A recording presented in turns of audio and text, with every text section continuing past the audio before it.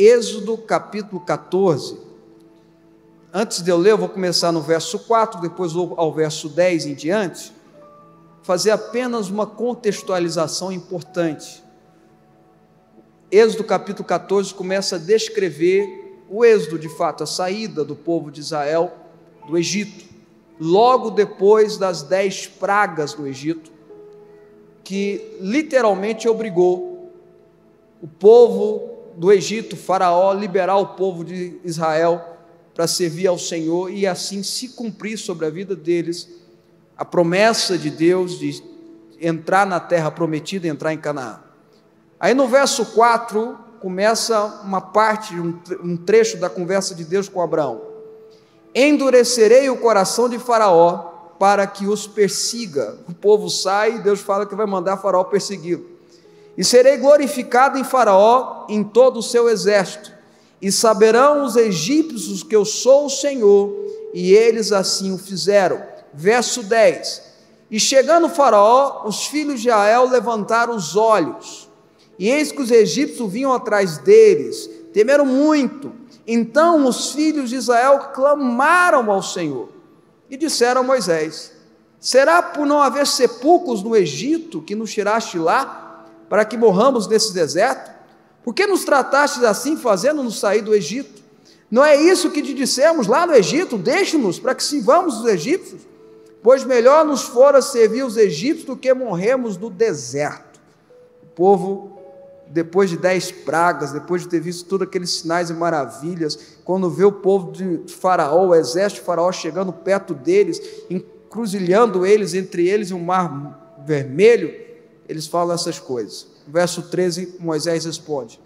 Moisés, porém, respondeu ao povo: não temais, aquietai-vos e vede o livramento do Senhor que hoje vos fará, porque os egípcios que hoje vês, nunca mais o tornareis a ver. O Senhor pelejará por vós e vós vos calareis. Aí esse foi Moisés falando, o povo de Israel falando, depois Moisés, aí vem Deus, didaticamente, porque Deus é didático. Ele diz assim: disse o Senhor a Moisés: por que clamas a mim? Diz aos filhos de Israel que marche, e tu levantas o teu bordão, estende a mão sobre o mar e o divide-o, para que os filhos de Israel passem pelo meio do mar em seco. Eis que endurecerei o coração dos egípcios, para que vos sigam e entrem nele. Serei glorificado em Faraó e em todo o seu exército, nos seus carros, nos seus cavalarianos. Os egípcios saberão que eu sou o Senhor, quando for glorificado em Faraó, nos seus carros e nos seus cavalarianos. Diga comigo: glória a Deus pela palavra de Deus. Bom, como eu disse, o povo de Israel tinha acabado de sair do Egito, começado o seu êxodo, a sua trajetória até a terra de Canaã. Nos primeiros momentos dessa trajetória, por mais que tinha uma nuvem de fogo, que era o anjo do Senhor, que era uma figura de Jesus Cristo, guiando eles na direção correta, por mais que eles tenham visto aquelas 10 pragas, e o quão Deus os libertou e os livrou com mão forte. E eu lembro que a partir da 4ª ou 5ª praga, não me lembro ou certo aqui, me perdoe, Deus começa até a fazer uma distinção entre o povo de Israel, onde o povo de Israel habitava, e o povo do Egito. A praga atingiu os egípcios, mas não atingiu os israelenses. Tinha escuridão no Egito, mas não tinha em Israel. Os gafanhotos atacavam a colheita dos egípcios, mas não atacavam os israelenses. Ele fez essa distinção, mesmo vendo tudo aquilo, no primeiro sinal de resistência, porque veio lá o exército de Faraó, e eu vou dizer uma coisa para vocês: a intenção do exército de Faraó aqui não era levá-los de volta, no meu entender, para o Egito. Eles queriam matá-los, eles estavam com raiva, eles estavam com ódio. O filho mais velho dos egípcios tinha morrido. Vocês estão entendendo o que eu estou dizendo ou não, irmãos? Quem está comigo? Diante do mar vermelho, acontece esse fato, e todo mundo aqui conhece bem a história, o que Deus fez. Mas o que causou Deus agir, abrindo o mar, fazendo o povo passar, fazendo esse sinal milagroso, extraordinário, fenomenal, que até hoje a gente fala sobre ele, a gente aprende sobre ele, o que foi? Bom, antes de eu entrar nesse assunto, deixa eu dizer algo que eu acho importante. Por que eu li o verso 4? Porque a Bíblia diz aqui que Deus determina, libera Faraó atacar Israel de novo. A Bíblia é muito clara, Deus usa Faraó, impede ele desde a primeira praga, desde a primeira conversa de Moisés com ele, Deus impede ele de liberar o povo de Israel. E depois que acontece 10 pragas, depois que os primogênitos dos egípcios morrem, o povo de Israel é liberado, e Faraó, e Deus, a palavra de Deus diz que vai deixar Faraó atacar os egípcios, para que o nome dele seja glorificado em Faraó. Então deixa eu dizer algo para você, irmãos, muitas vezes a resistência, o ataque do diabo na tua vida, ou o ataque de pessoas que querem te perseguir, ou mesmo doenças e enfermidades, ou mesmo os problemas financeiros ou circunstanciais, acontecem por permissão de Deus na sua vida, para que o nome dele seja glorificado na sua vida. Vou repetir, muitas das vezes os faraós que existem no mundo te atacam, espirituais ou naturais, para que Deus seja glorificado na destruição deste faraó e glorificado através da vitória da sua vida. Ele permite, ele tem um plano, ele tem um projeto para isso. Ao ver o demônio, ao ver a resistência ser destruída diante de você, ou ver o nome dele ser glorificado através do milagre na sua vida, outros serão alcançados. Nós estamos falando 5.000 anos depois, nós estamos falando sobre esse fato que aconteceu. Vocês estão entendendo, irmãos, o que eu estou dizendo? Não é à toa que Jesus, certa vez andando em Jerusalém, eles veem um cego que nasceu cego de nascença, é o que a palavra de Deus diz. Os discípulos chegam em Jesus e perguntam: quem pecou? Porque tem gente que é assim, né? Vê alguém sofrendo, é os amigos de Jó, vê alguém sofrendo, alguém passando por um momento difícil, fala: é pecado, só pode ser coisa errada, só pode ser coisa errada. Jesus passando com os discípulos, Jesus, quem pecou? Os pais dele, ou ele que pecou para ele estar cego? Jesus fala: nem os pais nem ele. Essa enfermidade é para que a obra do Senhor Deus Todo-Poderoso seja glorificada, seja manifesta na vida dele. Deixa eu te falar em nome de Jesus, essa enfermidade que pode estar sobre a sua vida ou sobre a sua família, não é para a morte, essa enfermidade é para que o nome do Senhor seja glorificado na sua vida. Bom, aí vai chegando aquela multidão de soldados, querendo pegar os israelenses. Eles diante do mar vermelho, muito provavelmente ninguém sabia nadar, e era mar, nadar em mar, meu irmão, se hoje é perigoso, imagina naquela época. A Bíblia diz que eles fazem algo correto, eles clamam ao Senhor, no verso 10, eles clamam ao Senhor, isso é correto. Toda vez que a gente sofre algum ataque, toda vez que a gente tem alguma resistência, toda vez que o diabo se levanta, o faraó da vida, ou há alguma circunstância contra nós, eu e você precisamos aprender o caminho da oração. A primeira atitude que eu e você precisamos tomar para que o mar se abra na nossa frente é aprender o caminho da oração. Eu e você precisamos orar. Você precisa aprender a orar. O caminho da oração é algo fundamental e importante. A oração é a sua comunicação, é o seu contato com Deus. E não é orar só na igreja, e não é orar só antes do almoço, antes de dormir. É ter um tempo diário que você separa para Deus. Você quer que a sua vida mude por completo? Você quer que você se sinta bem a partir de amanhã, ou a partir de uma semana, 2 semanas depois? Eu vou te dar um conselho: tira 20, 30 minutos por dia para você orar, disciplinadamente.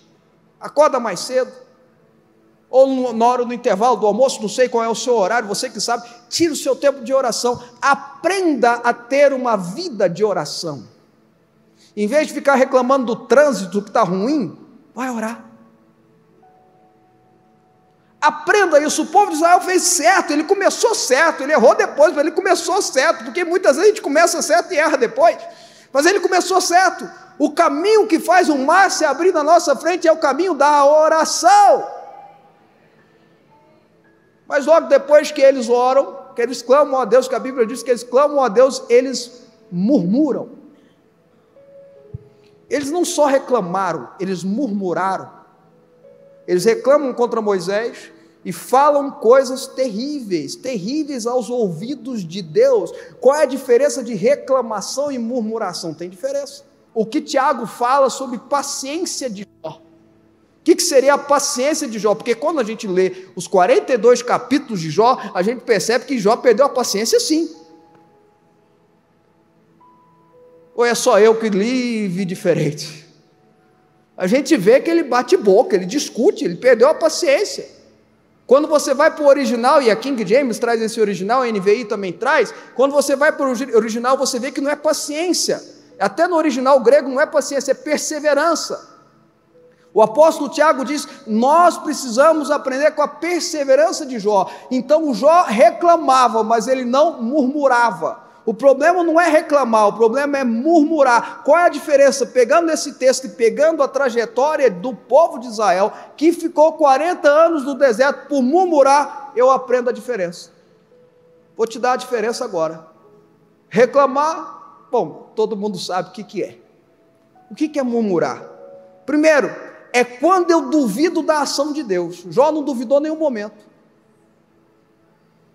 Jó não duvidou em nenhum momento que Deus podia tirar ele daquela situação. Jó declarou no meio do texto, eu sei que meu Redentor vive, em breve se manifestará na minha vida. Quando eu duvido da ação de Deus, eu não estou reclamando, eu estou murmurando. Segunda coisa, quando eu duvido que Deus tem o melhor para mim. Quando eu não confio no plano de Deus para a minha vida. Seria o pecado da cobiça, porque quando eu cobiço alguma coisa que não é para mim, eu estou dizendo que Deus sabe mais do que é melhor para mim do que eu mesmo. Quando eu cobiço, o pecado da cobiça é isso, é eu dizer para Deus que eu sei o que é melhor para mim, não Ele. O que Ele tem para mim não é o melhor para mim. Vocês estão entendendo o que eu estou falando ou não? E a terceira coisa, quando eu quero ou quando eu considero voltar para onde Deus me tirou. Ah, o Egito é bem melhor. Ah, a minha vida do mundo era bem melhor. Ah, minha vida antes da igreja era bem melhor. Ah, os melão, eu acho incrível, porque depois disso aqui, depois que o mar se abre, 3 dias depois o povo já está reclamando de novo para Moisés. É por isso que ficou no deserto. E a reclamação deles era voltar para o Egito. Eles falam até do melão do Egito. Eles ficaram com saudade do melão do Egito. Irmãos, eles estavam comendo pão que descia do céu. Irmãos, eles estavam comendo carne de ave, de codorniz que Deus enviava para eles. E eles tinham o rebanho deles para fazer outro tipo de comida também. Mas eles estavam com saudade do melão do Egito. Para de se prender no melão do Egito, irmãos. Para de se prender na vida passada que você tinha, que Jesus te tirou das trevas e transportou para o reino do seu Filho de amor, que é o seu reino de amor. Para de querer voltar para Betsaida, se Jesus já te tirou de lá, e a Bíblia diz que Jesus cura o cego e fala, não volta para Betsaida, não volta para a região da imoralidade, não volta para a região da feitiçaria, não volta para a região da incredulidade. Mas o povo murmurou. E quando o povo murmura, Moisés responde. Quando o povo murmura, Moisés responde com 4 palavras proféticas. Isso é importante. Para que você lance sobre a sua vida, para que você lance sobre a sua família, para que você lance sobre os seus negócios. Primeira palavra profética, não tenha medo. Não temas, confie em Deus. Segunda palavra profética, aquietem e vejam o livramento. Aquietar não é ficar quietinho, por mais que depois Deus fala, vocês vão ficar calados, porque às vezes a gente tem que ficar calado diante de Deus, mas aquietar aqui no original é yantrobá, que quer dizer tomar posição. Tome posição, fiquem preparados, esperem preparados, porque vai vir o livramento. Primeira palavra profética, não tenha medo. Segunda palavra profética, tome posição, alarga o todo da tua tenda, estende as cordas da tua habitação, não te impeça, mas finca bem as tuas estacas. Tome posição, quem está comigo diga amém. Terceira palavra profética: os egípcios que você está vendo, que estão vindo contra você, vocês nunca mais os verão.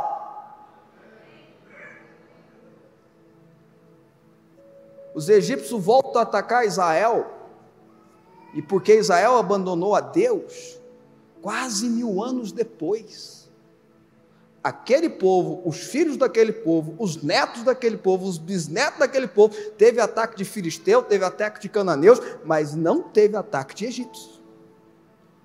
Quarta palavra profética: o Senhor pelejará por vós. Isso é maravilhoso, irmãos. Olha a palavra profética para você lançar sobre a sua família, sobre a sua casa. O Senhor Deus vai pelejar por mim, o Deus da batalha, o Senhor dos exércitos, o vencedor invicto que nunca perdeu uma batalha, vai lutar por mim. E vocês vão ficar quietos, e vocês vão calar a boca. É isso que Moisés fala, e vocês vão calar a boca. Estão falando demais. Para de falar, para de murmurar, para de dizer bobagem. O Senhor vai efetuar o seu livramento. Opa, e parou por aí? Não, aí vem Deus. Vem Deus didático. Deus algumas vezes aparece na Bíblia de forma didática, é maravilhoso. O que você está fazendo nessa caverna, Elias? Sai dessa caverna, Elias. E algumas vezes que Deus aparece de forma graciosa, misericordiosa, amorosa, e de vez em quando Ele dá uma... É didático, vou falar didático. Eu imagino que Moisés dá essa palavra brava, é uma imaginação minha, vira e começa: Jesus, tem misericórdia de mim. Porque se os egípcios não me pegar, esse povo vai me pegar. Eu imagino até pela resposta de Deus que o Moisés começou a orar. E sabe qual foi a resposta de Deus para Moisés? Bom, essa aqui, irmão, se você não ouviu nada até agora, e se você não vai ouvir nada depois disso aqui, não tem problema, desde que você saia com essa palavra agora no teu coração, ok? Sabe qual foi a resposta de Deus para Moisés? Moisés, por que clamas a mim? Diga ao povo que marche. E você pega o seu bordão, estende o seu bordão, estende a sua mão sobre o mar. Moisés, não está mais na hora de você orar. Você já orou, o povo já clamou, você já profetizou, agora acabou a profecia, agora acabou a hora de orar, ou de lançar profecia, de lançar palavra profética, agora acabou a hora de fazer campanha, agora acabou a hora de declarar, fazer declarações. Não, agora está na hora de agir. Diga ao povo que marche. O sobrenatural é a minha parte, o natural é sua parte. Deus não move uma palha para fazer aquilo que compete você fazer. Ele move céus e terras para mover o sobrenatural na sua direção, mas o natural é sua parte. Se você está me escutando, meu irmão, minha irmã, isso é muito sério. Isso é muito sério. Deus me cura. Deus cura de formas extraordinárias, instantâneas, miraculosas, de uma hora para outra, mas Ele cura através do médico também. E se Ele quiser te curar através do médico, por que você ainda não foi no médico?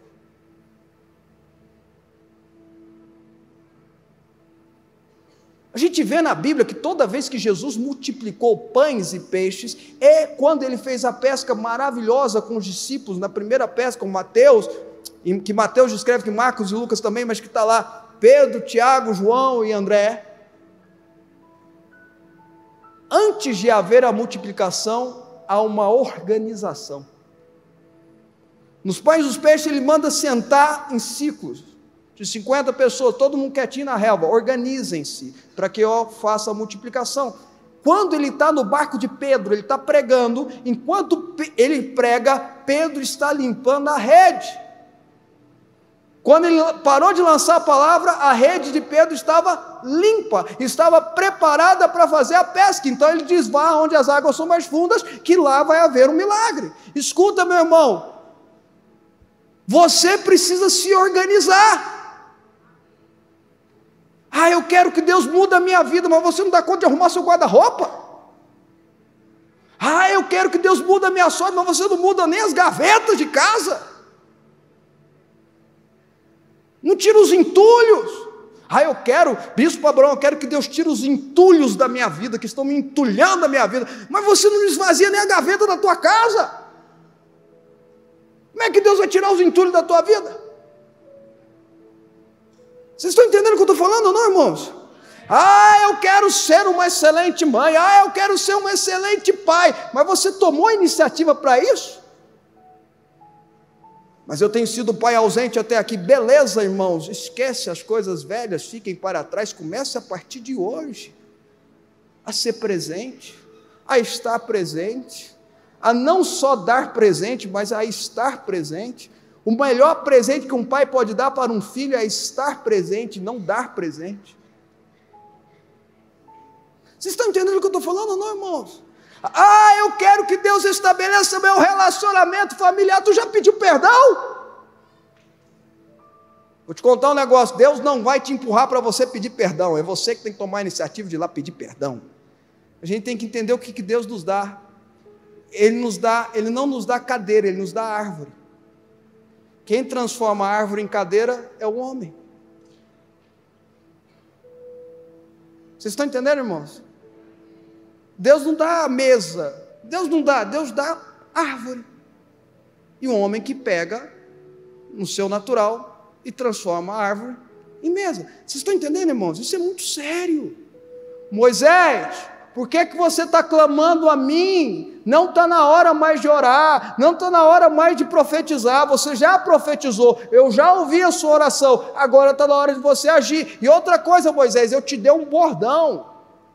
Eu te dei um cajado, eu falei que através desse cajado eu ia efetuar o livramento. Esse cajado, não foi eu que te dei, você tinha esse cajado. Isso é maravilhoso. Quando Deus chama Moisés, meses antes, quando Deus chama Moisés lá no Monte Sinai, Moisés fala assim: esse povo não vai acreditar em mim. Deus fala para ele: o que você tem na sua mão? Eu tenho um cajado, então eu vou usar isso. E Deus fala para ele, isso é muito incrível, Deus fala para ele que além do bordão, ele tinha que levantar a mão. Levantar a mão na Bíblia é sinal de autoridade. Eu já te dei o que você precisa e eu já te dei a autoridade que você precisa. Vocês estão entendendo o que Deus fala para Moisés? Eu já te dei o que você precisa, você já tem o objeto que você precisa e eu já te dei a autoridade que você precisa. Meu irmão, minha irmã, diante do mar vermelho, diante dos mares da vida, Deus já nos deu aquilo que nós precisamos ter para agir e nos deu a autoridade que está no nome de Jesus Cristo, Senhor, para agir. O negócio é tão incrível que os versículos posteriores diz que o anjo do Senhor, que estava na frente, vai para trás. Ele fica entre os egípcios e o povo de Israel. O anjo do Senhor no Antigo Testamento é o que nós chamamos de teofonia de Cristo Jesus, é uma manifestação de Jesus Cristo no Antigo Testamento. Jesus era o verbo, ele estava desde o início, ele está desde o princípio, ele sempre existiu. No Antigo Testamento ele estava. Jesus se coloca entre os egípcios e o povo de Israel, para que Moisés pudesse agir. O Senhor Deus Todo-Poderoso será a sua retaguarda, para que você consiga agir.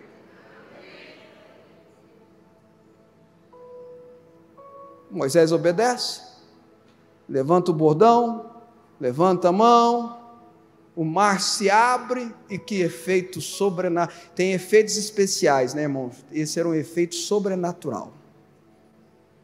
O mar se abre, eu imagino o povo de Israel em festa, passando, e olhando para um lado, para o outro, a Bíblia diz que formou uma parede de água. E o povo começa a atravessar e vai chegando do outro lado, mas é 600 mil homens, fora as mulheres e crianças, então tinha mais de 1 milhão de pessoas atravessando. Os egípcios vendo isso, falaram assim: pastor Marreiro, vamos atrás. Vamos atrás. Eles não sabiam que era propósito de Deus para glorificar a Deus e salvar e livrar o povo de Israel em definitivo. o exército entra atrás, e quando a Bíblia vai dizendo que quando o exército vai passando aqueles carros de cavalos, que aquela época era como se fosse tanque de guerra, super avançado, começa a atolar. Os carros de boi dos israelenses não atolaram, mas os carros de guerra, de cavalos, do povo egípcio atolou, começou a atolar. Eles começaram a ter dificuldade para alcançar, porque o Senhor Deus, e aí a Bíblia diz que os egípcios começam a virar um para o outro e dizer: Deus está lutando por eles, Deus está lutando do lado deles, os demônios quando virem contra você, terão tamanha resistência, que vão dizer: o Senhor Deus está pelejando por aquela casa, por aquela família. Eu só estou lá, e a água veio. Quando o povo de Israel passa em seco, atravessou, a Bíblia diz que Deus manda Moisés estender a mão, foi Moisés, estende a mão e a água fecha em cima do povo dos egípcios, destrói o povo dos egípcios. Eu fico imaginando quanto tempo eles demoraram, o Egito, para montar um novo exército. Talvez um ou outro estava com raiva ainda, nós precisamos pegar aqueles hebreus, mas não temos exército. Até nisso Deus foi detalhista. Eu termino dizendo isso para você em nome de Jesus Cristo, o Senhor. Quando Deus trilha o caminho, eles chegaram até o mar, sendo guiados pela nuvem de fogo, que era uma figura de Jesus. Deus fala para Moisés: agora para de orar e começa a marchar. E abre o mar, com a autoridade com que eu te dei. Deus trilha um caminho do meio do mar. Quando Deus trilha o caminho dele, quando a gente opta por seguir o caminho de Deus, numa decisão, numa escolha, por que é tão importante, irmãos, estarmos no propósito de Deus? Primeiro, que é o melhor lugar para se estar, não existe outro lugar. Mas fora esse fato importante, quando nós estamos no propósito de Deus, Deus nos protege. Porque não é por causa dos nossos lindos olhos, não, por mais que Ele nos ama de uma forma maravilhosa, extraordinária, de um amor fenomenal, um amor que nada, nem anjo, nem principado, nem poderes, nem altura, nem profundidade pode separar, um amor que dura para sempre, mas não é por causa dos nossos lindos olhos, não, é para proteger o propósito dele, ele vai nos proteger. Para cumprir o propósito dele, ele vai ter que nos proteger. Se eu estou no propósito dele, se eu estou no plano, no processo dele, se eu estou no caminho no deserto que ele faz, no caminho no mar que ele faz, no caminho, Naum diz, no capítulo 1 de Naum, diz que Deus faz o seu caminho no meio da tempestade. Se a tempestade te abater, lembra disso, Deus faz o caminho dele no meio da tempestade. Se eu entro nesse propósito, para proteger o caminho, o propósito, o projeto, Ele vai ter que me proteger, Ele vai ter que proteger a minha família. Vocês estão entendendo o que eu estou falando? Vale a pena. A palavra de Deus para você hoje é: ore na hora de orar, profetize na hora de profetizar, não murmure por mais que você venha reclamar. Não murmure por mais que você venha reclamar. Mas na hora de marchar, marche. Na hora de marchar, não é a hora de orar mais, não é a hora de profetizar mais, na hora de agir, você precisa agir. Amém?